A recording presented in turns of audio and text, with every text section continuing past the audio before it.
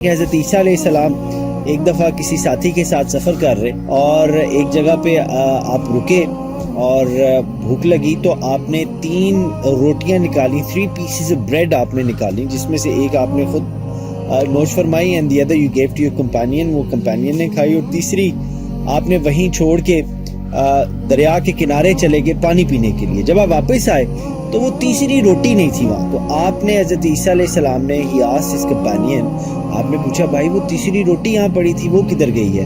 اس نے کہا جی مجھے نہیں پتا۔ آپ خاموش ہو گئے، بہرحال سفر چل پڑا، آگے گئے تو راستے میں ایک ہرن اور 2 بچے اس کے نظر آئے۔ عیسیٰ علیہ السلام نے ہرن کو آواز لگائی تو ہرن آپ کی طرف آ گیا، آپ نے ہرن کو ذبح کر کے اور ہرن کا گوشت پکایا، آپ نے بھی کھایا، ساتھی نے بھی کھایا، اور پھر اللہ سے دعا کی اور جو ہڈیاں تھیں وہ جڑ گئیں اور وہ ہرن دوبارہ زندہ ہو گیا۔ عیسیٰ علیہ السلام نے مڑ کے پھر اس بندے کو کہا کہ یہ تم نے معجزہ دیکھا ہے، یہ اللہ تعالیٰ کا ایک سائن ہے، چلو اس کے بدلے تم مجھے بتا دو کہ وہ جو تیسری روٹی تھی وہ کس نے کھائی ہے، وہ کدھر گئی ہے؟ اس نے کہا جی مجھے نہیں پتا۔ آپ نے کہا اچھا، بہرحال چل پڑے، راستے میں ایک دریا آیا جس کو پار کرنا تھا۔ عیسیٰ علیہ السلام نے اس بندے کا ہاتھ پکڑا اور پانی کے اوپر چلنا شروع ہو گئے۔ جب دریا پار کر لیا تو آپ نے اس کو کہا کہ بھائی یہ ایک اور تم نے میریکل دیکھا ہے، یہ اللہ تعالیٰ کا کرم اور فضل سے یہ میریکل تم نے معجزہ دیکھا ہے، تو اب مجھے بتاؤ کہ وہ جو تیسری روٹی تھی وہ کس نے اٹھائی ہے یا کھائی ہے، وہ کدھر گئی ہے؟ اس نے کہا جی مجھے نہیں پتا۔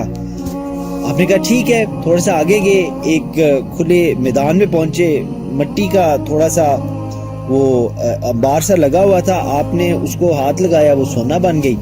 آپ نے اس سونے کے 3 حصے کیے، ایک اپنے پاس رکھا، ایک اس کو دیا، اور پھر کہا کہ بھائی جو بندہ مجھے یہ بتا دے کہ یہ جو تیسری روٹی تھی وہ کس نے کھائی ہے یا اٹھائی ہے تو یہ تیسرا حصہ جو سونے کا اس کو دیں گے۔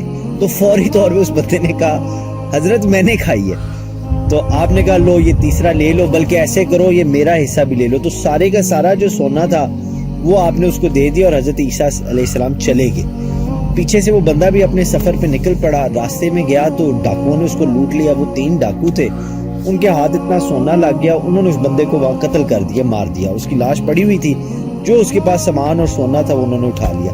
جب انہوں نے سونا اٹھا لیا تو ان کو بھوک لگی، تو ایک ساتھی کو کہا کہ یار تم جاؤ یہ تھوڑا سا سونا لے جاؤ اور جا کر وہ بازار میں بیچ کے کھانا لے آؤ۔ تینوں بھائی اکٹھے بیٹھ کے کھانا کھاتے ہیں۔ وہ چلا گیا۔ اب جب وہ بازار میں گیا تو اس کی نیت خراب ہوگی، اس نے سوچا کہ اتنا سونا ہے میں ان دونوں کو کیوں لینے دوں، تو کھانا تو اس نے خرید لیا تھوڑا سا سونا بیچ کے، مگر کھانے کے اندر اس نے زہر ملا دیا۔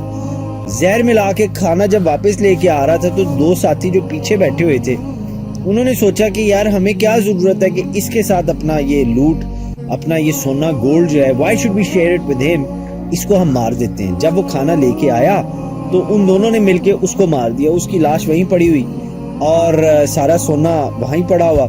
وہ دونوں بندے بیٹھے، انہوں نے بیٹھ کے جب کھانا کھایا تو کھانے میں زہر تھا اور اس کھانے کی وجہ سے وہ بھی مر گئے اور ان کی بھی لاشیں ادھر ہی پڑی رہی اور سونا پاس پڑا ہوا تھا۔ کچھ دیر بعد جب حضرت عیسیٰ علیہ السلام پاس سے گزرے نا اپنے کچھ ساتھیوں کے ساتھ، تو آپ نے ان کی لاشوں کی طرف اشارہ کر کے فرمایا، آپ نے کہا کہ دنیا کی یہ لالچ ہے، جس کے دل میں آ جائے نا اس کو کہیں کا نہیں چھوڑتی۔ تو یہ بڑا ایک سبق آموز واقعہ ہے اور ہمیں ہمیشہ یہ یاد رکھنا چاہیے، لائف میں اپس اینڈ ڈاؤنز ہر قسم کا وقت آتا ہے، کبھی بھی لالچ نہ کریں، never be greedy for the material of this world. جو ہمارے نصیب میں لکھا ہے وہ ہمارے تک پہنچنا ہی پہنچنا ہے، کیونکہ اللہ کا وعدہ ہے۔ ہاں ہمیں محنت کرنی چاہیے and we should work towards it، مگر we should never be greedy، کبھی لالچ نہ کریں، کیونکہ یہ جو مال و زر ہے اس دنیا کا یہ سم ٹائمز جان بھی لے لیتا ہے۔ اللہ تعالیٰ ایسے فتنے سے ہمیں اور آپ کو بچائے۔